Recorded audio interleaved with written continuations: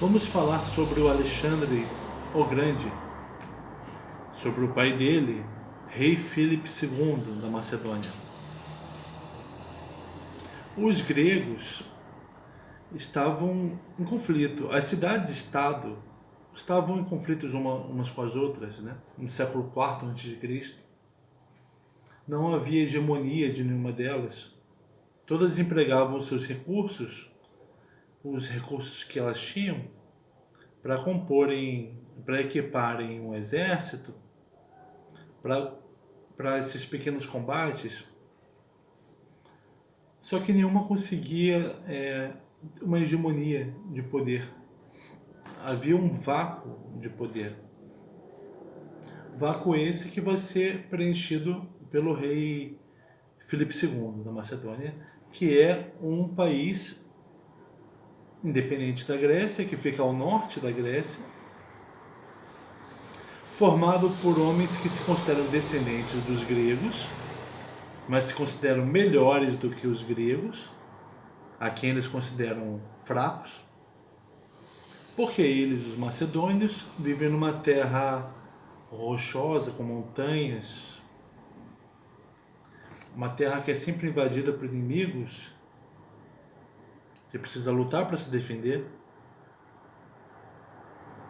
uma terra que tem uma elite que é quem decide o governante, famílias da elite econômica que decidem o governante a partir dos homens que provam seu valor em caçadas, em batalhas.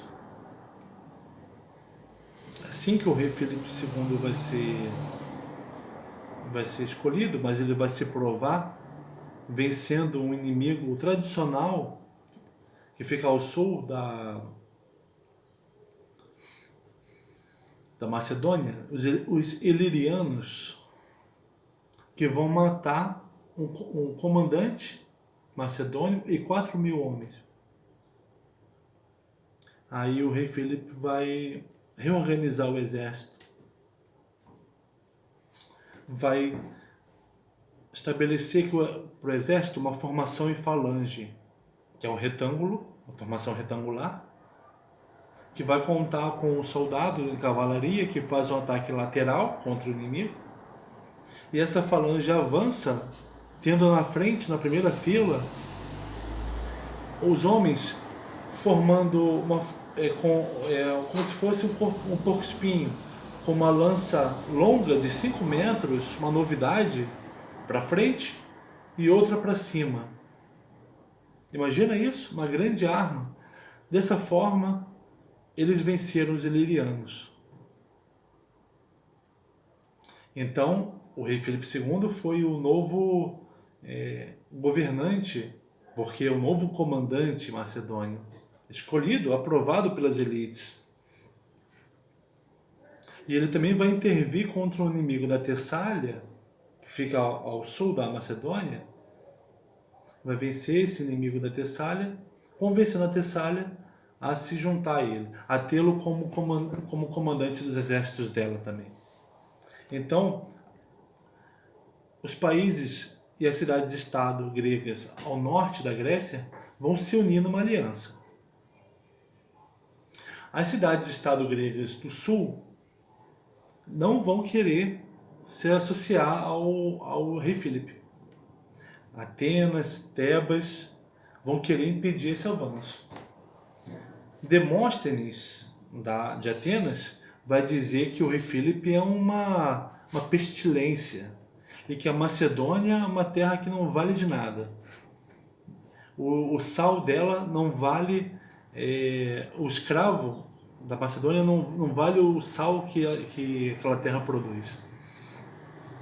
É porque ele quer impedir o avanço do Filipe e tomar o poder dele, tomar o poder dos atenienses.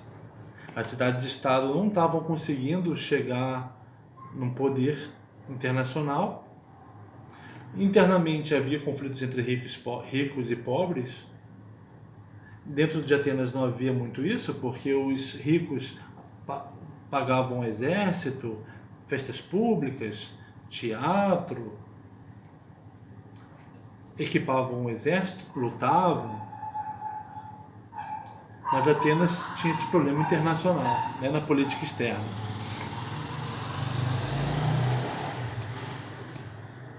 O sonho do rei Filipe é invadir a Pérsia, tomar a Pérsia para os macedônios e para os gregos que estavam fazendo participando da aliança com ele.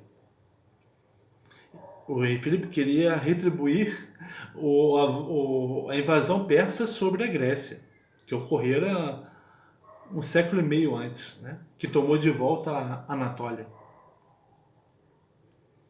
O rei Filipe ele era muito ousado, ele era incansável nas batalhas, né? Ele sempre queria novas batalhas. Ele chegou a ser ferido, perder a visão, né, de um olho, mas ele continuou lutando. Ele só foi parado por um macedônio que, ressentido porque foi destratado, né, pelo rei Filipe. Esse homem armou contra o rei e matou, né? Mas o rei Filipe tinha um filho, o Alexandre, com 20 anos de idade, que queria também ocupar a posição do pai. E para isso precisou provar a capacidade dele, né, para as elites macedônias. Ele venceu batalhas contra inimigos próximos, inimigos da região da Macedônia. Ele também fez com que as cidades-estado do sul da Grécia voltassem para a aliança que tinha sido feita pelo pai dele, mas essas cidades-estado se rebelaram, saíram da aliança. Inclusive ele chegou a destruir Tebas por ter se revoltado contra a aliança. O Alexandre ele punia os traidores, mas ele também ajudava aqueles que eram favoráveis à Macedônia, aqueles que participavam da aliança greco-macedônia que ele queria fazer. O rei Filipe, o Alexandre, realizaram aquilo que alguns atenienses queriam, que era o pan-helenismo, a união dos gregos. União com esse propósito comum de invadir os persas, né? Só que também eles foram uma força emergente militar tão grande que subjugou politicamente outras cidades-estado, fazendo com que a política externa na Grécia passasse a ser dirigida por uma cidade-estado.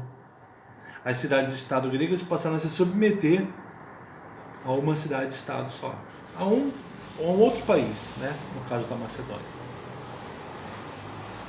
Não havia mais independência política, havia submetimento à decisão do mais forte. A Macedônia conseguiu unir a Grécia, e a Grécia a ela, a Macedônia, mas às custas da submissão. Alexandre, ele tinha capacidade de tomar decisões para o seu exército, decisões para mudar as táticas do seu exército. Isso era necessário porque ele expunha o exército a situações completamente novas. O Alexandre, ele avançava, ele tinha a intenção de avançar para territórios além da civilização greco-macedônia, civilizações desconhecidas, territórios novos, exércitos novos, táticas de luta novas. Ele lutava na linha de frente. Ele não se retirava da luta. Ele se expunha ao risco junto com os outros soldados. Ele vendeu todas as propriedades dele para equipar melhor o exército. um homem que tomava conta dele, né, um conselheiro, melhor, um ancião falou: mas Alexandre, você está vendendo tudo que você tem, rapaz? Aí ele: você vai ficar sem nada? Não, eu vou continuar com a minha esperança. A esperança do Alexandre era de ser Aquiles. Ele tinha uma cópia da Elida guardadinha embaixo do travesseiro, junto com uma adaga. Ele queria a fama imorredora do Aquiles. E conseguiu, né? A gente fala do Aquiles como um grande guerreiro, a gente fala do Alexandre como um grande conquistador. Ele virou mito. Ele foi passando pela Anatólia, onde ele quase foi morto por um persa, tá? Quase teve a cabeça cortada. Isso só não aconteceu porque um comandante dele decepou o braço do cara antes. Ele tomou a Anatólia para ele. Ali ele se autoproclamou rei da Ásia. Adentrou a Pérsia, onde ele venceu o rei Dário. O rei Dário, antes de ser morto, fugiu, deixando a esposa e a filha, porque era o costume delas acompanharem o rei persa nas batalhas. O Alexandre tratou bem essas mulheres. Ele tinha então a reputação de se tratar bem as pessoas, as mulheres, além de ter a reputação de sempre querer tomar novos territórios, avançar. Ele não destruía os lugares por onde ele passava. Não. Ele mantinha a cultura desses lugares. Mantinha até alguns governantes deles. Passavam a responder a ele, Alexandre. Alexandre avançou tanto para o Oriente que chegou na Índia. Tomou a Índia e de lá ele fez o retorno, indo em direção ao sudoeste, né? Até chegar no Egito. Continuou vencendo batalhas muito rapidamente. Então ele tinha tomado a Pérsia ainda aos 20 anos de idade, né? Aos 20 e poucos, conquistou a Pérsia com vitórias muito rápidas, a ponto de hoje ele ser chamado de Alexandre o Grande por causa disso. Lá no Egito, ele se consultou com o oráculo do deus Mamon, que disse para ele que ele era filho de um deus.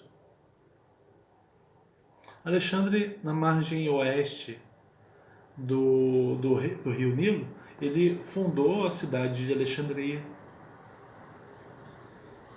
Ele manteve os costumes locais.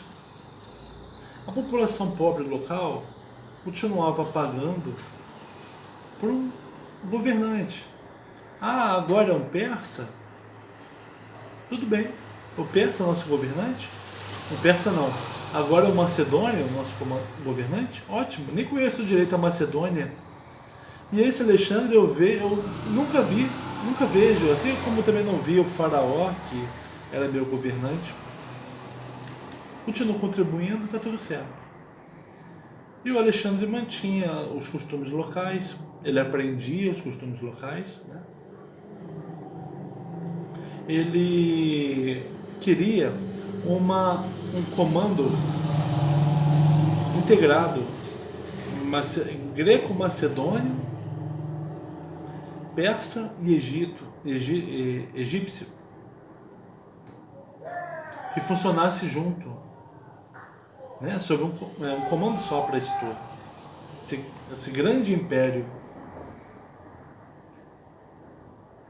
que vai ser mantido por ele ainda por alguns anos. Ele vai morrer jovem, mas vai ser continuado pelos comandantes, pelos governantes que ele deixou nessas cidades-estado.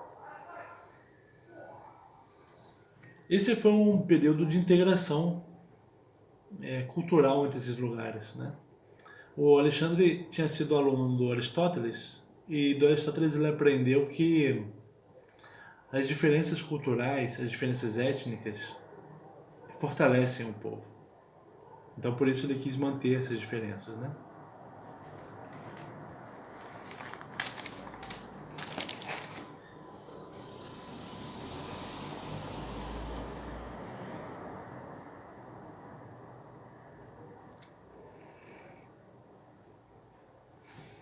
No próximo vídeo vamos falar um pouquinho mais, com mais detalhes sobre essas campanhas do Alexandre até chegar à morte dele. Tá bom? Obrigado pela presença.